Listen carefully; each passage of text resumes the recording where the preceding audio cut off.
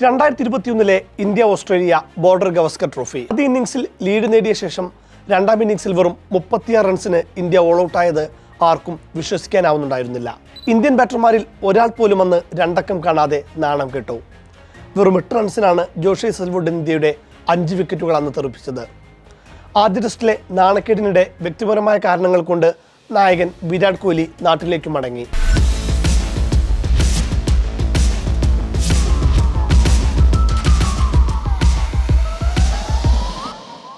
Ajinkya രഹാനെയാണ് India അന്ന് താൽക്കാലിക ക്യാപ്റ്റനാക്കിയത്. കോഹ്ലി കൂടി പോയതോടെ ഇന്ത്യയുടെ പ്രതീക്ഷകളെല്ലാം നഷ്ടമായിരുന്നു. എന്നാൽ മെൽബണിൽ കഥ മാറി. ഓസ്ട്രേലിയയെ 8 വിക്കറ്റിന് തോൽപ്പിച്ച് ഇന്ത്യ ഒപ്പമെത്തി.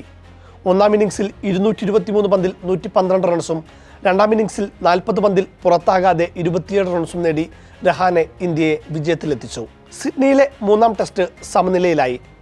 ഗാബയിൽ ഋഷഭ് പന്തിൻ്റെ ഐതിഹാസിക ഇന്നിംഗ്സിൻ്റെ ബലത്തിൽ ഇന്ത്യ ജയിച്ചു കയറുമ്പോൾ രഹാനെ 93 പന്തിൽ 37 റൺസും അടുത്ത ഇന്നിംഗ്സിൽ 22 പന്തിൽ 24 റൺസുമായി വീണ്ടും ഇന്ത്യയുടെ വിജയത്തിൽ നിർണായകമായി.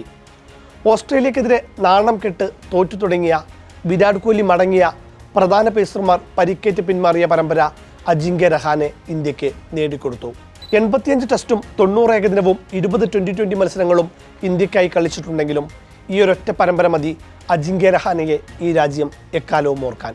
സോഷ്യൽ മീഡിയയിൽ പങ്കുവച്ച പോസ്റ്റിലൂടെയാണ് പതിറ്റാണ്ടു നീണ്ട തൻ്റെ ക്രിക്കറ്റ് കരിയർ അവസാനിപ്പിച്ച കാര്യം രഹാനെ ലോകത്തെ അറിയിച്ചത്. 2023 ജൂലൈയിൽ വെസ്റ്റ് ഇൻഡീസിനെതിരെയായിരുന്നു രഹാനെയുടെ അവസാന ടെസ്റ്റ് മത്സരം. IPL കൊൽക്കത്തയുടെ ക്യാപ്റ്റനായിരുന്നു പോയ സീസണിൽ. ഇതോടെ KKR പുതിയ ക്യാപ്റ്റനെ തേടേണ്ടി വരും. 2011 മുതൽ 2023 വരെ നീണ്ടുനിന്ന 12 വർഷത്തെ അന്താരാഷ്ട്ര കരിയറിൽ ടെസ്റ്റിൽ 12 സെഞ്ചുറികളടക്കം 38.46 ശരാശരിയിൽ 5077 റൺസും ഏകദിനത്തിൽ 3 സെഞ്ചുറികളടക്കം 35.26 ശരാശരിയിൽ 2962 റൺസും 2020-ൽ 113.29 സ്ട്രൈക്ക് റേറ്റിൽ 375 റൺസുമാണ് രാജ്യത്തിനായി രഹാനെയുടെ സമ്പാദ്യം. ഇന്ത്യയെ 6 ടെസ്റ്റുകളിൽ നയിച്ചതിൽ 4 എണ്ണത്തിൽ വിജയം, 2 എണ്ണത്തിൽ സമനിലയും. ഓരോ ദിവസവും ഓരോ ഇന്നിംഗ്സിലും ബാറ്റ് ചെയ്യാൻ ലഭിച്ച ഓരോ അവസരത്തിലും ഇന്ത്യയുടെ ക്യാപ്പ് ധരിക്കുക എന്നതായിരുന്നു എന്നും എൻ്റെ സ്വപ്നം. എൻ്റെ രാജ്യത്തിനും ടീമിനും എപ്പോഴും മുൻഗണന നൽകുക എന്ന ലളിതമായ നിയമം മാത്രമാണ് ഞാൻ പിന്തുടർന്നത്. പൂർണ്ണമായ സത്യസന്ധതയോടെയാണ് ഞാൻ കളിച്ചത്. നിങ്ങളുടെ ലക്ഷ്യം ശരിയാണെങ്കിൽ ഈ ഗെയിം എപ്പോഴും നിങ്ങളെ സംരക്ഷിക്കുമെന്ന് ഞാൻ വിശ്വസിക്കുന്നു. വിരമിക്കൽ വീഡിയോയിൽ രഹാനെ പറഞ്ഞു. എൻ്റെ ബാറ്റിങ്ങിൽ ഞാൻ എപ്പോഴും ടൈമിങ്ങിനെയാണ് ആശ്രയിക്കുന്നത്.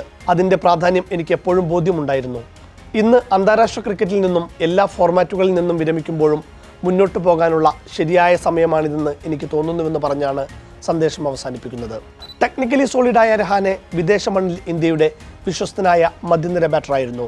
നാട്ടിൽ കളിച്ചതിനേക്കാൾ കൂടുതൽ ടെസ്റ്റുകൾ വിദേശത്താണ് അദ്ദേഹം കളിച്ചത്. നാട്ടിൽ 32ഉം വിദേശത്ത് 51മാണ് രഹാനെയുടെ കണക്ക്.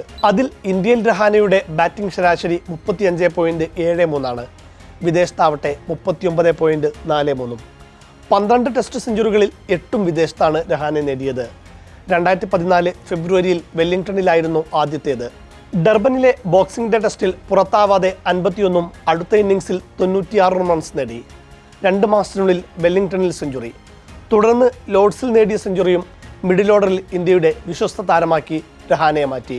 ടെസ്റ്റ് അരങ്ങേറ്റത്തിന് 1.5 വർഷം മുമ്പ് തന്നെ ഏകദിനത്തിൽ അരങ്ങേറിയെങ്കിലും രഹാനെയുടെ ആദ്യ ഏകദിന സെഞ്ചുറി വരുന്നത് ടെസ്റ്റിലെ സെഞ്ചുറിക്ക് ശേഷമാണ്. 2014 എഡ്ജ്ബാസ്റ്റണിൽ നേടിയ 106 റൺസ് അന്ന് ഇന്ത്യയുടെ പരമ്പര വിജയത്തിൽ നിർണായകമായി. മെൽബൺ, കിങ്സ്റ്റൺ, കൊളംബോ എന്നിവിടങ്ങളിലും രഹാനെ ടെസ്റ്റ് സെഞ്ചുറികൾ നേടിയിട്ടുണ്ട്. 2015 ഡിസംബറിൽ ഡൽഹിയിൽ ദക്ഷിണാഫ്രിക്കയ്ക്കെതിരായ ടെസ്റ്റിൽ 2 ഇന്നിംഗ്സിലും സെഞ്ചുറി നേടി കരുത്തുകാട്ടി. 2023 ഓവലിൽ ഓസ്ട്രേലിയക്കെതിരെ നടന്ന വേൾഡ് ടെസ്റ്റ് ചാമ്പ്യൻഷിപ്പ് ഫൈനലായിരുന്നു രഹാനെയുടെ അവസാന പ്രധാന മത്സരം. അവിടെ ഇന്ത്യക്കായി ഏറ്റവും കൂടുതൽ റൺസ് നേടിയത് അദ്ദേഹമായിരുന്നു. എന്നാൽ അതിനുശേഷം 2 ടെസ്റ്റുകളിൽ മാത്രമാണ് രഹാനെ കളിച്ചത്.